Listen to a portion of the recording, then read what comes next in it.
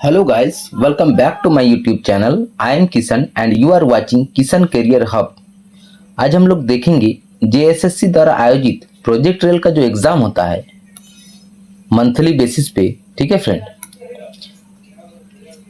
तो उसी का क्लास 7 का सोशल साइंस का पेपर एनालाइज करेंगे, ठीक है फ्रेंड। तो चलिए शुरू करते हैं।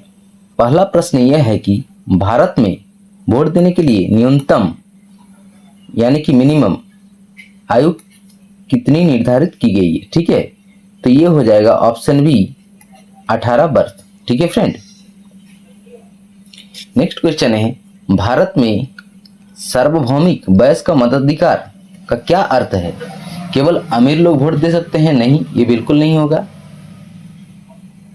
केवल शिक्षित लोग वोट दे सकते हैं? नहीं।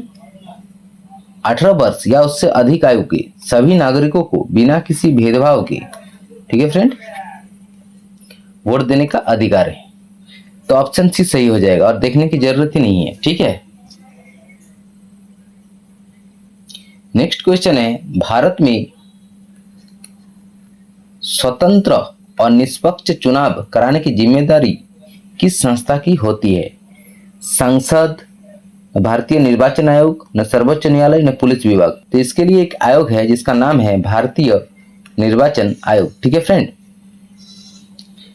नेक्स्ट क्वेश्चन है, चुनाव के समय सभी राजनीतिक दलों को नियमों का पालन कराने के लिए कौन सी संहिता लागू की जाती है? ठीक है, आदर्श चुनाव आचार संहिता, नागरिक संहिता, संविधान संहिता, दंड प्रक्रिया संहिता। तो ऑप्शन ए सही हो जाएगा, आदर्श चुनाव आचार संहिता, ठीक है। अब नेक्स्ट क्वेश्चन है, राजनीतिक दल का मुख्य कार्य क्या होता है? चुनाव लड़ना, सरकार का गठन करना, केवल रैलियां निकालना, व्यापार करना, कानून करना। तो सही उत्तर हो जाएगा ऑप्शन ए, चुनाव लड़ना और सरकार का गठन करना, ठीक है फ्रेंड। नेक्स्ट क्वेश्चन है, लोकतंत्र में जो दल चुनाव हार जाता है और सरकार नहीं बना पाता, वो कौन सी भूमिका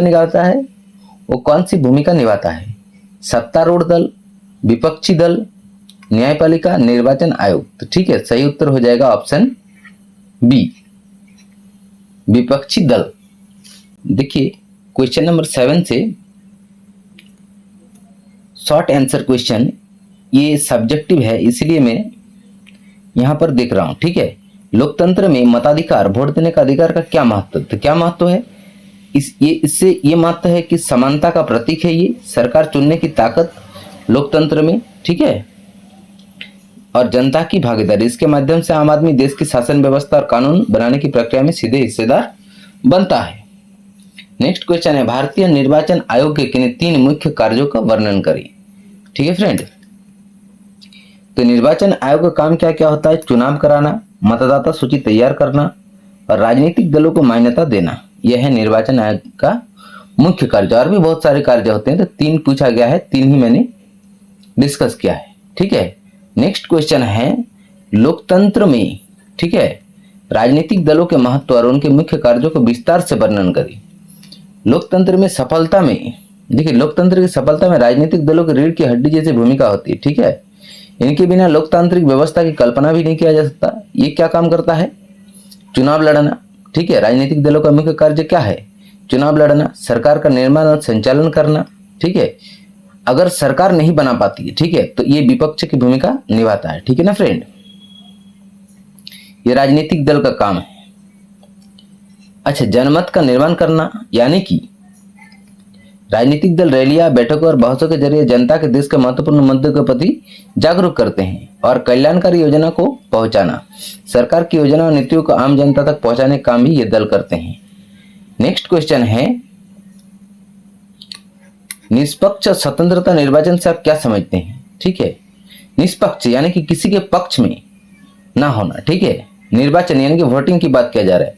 लोकतंत्र को मजबूत बनाने के निष्पक्ष चुनाव क्यों जरूरी है? ठीक है, देखिए निष्पक्ष स्वतंत्र निर्वाचन का अर्थ होता है, इसका आशय ऐसे चुनाव से है जहां मतदाता बिना किसी डर, लालच, दबाव या भेदभाव का अपनी इच्छा से अपनी पसंद के उम्मीदवार को वोट दे सके और चुनाव प्रक्रिया में किसी प्रकार की धांधली या पक्षपात न हो।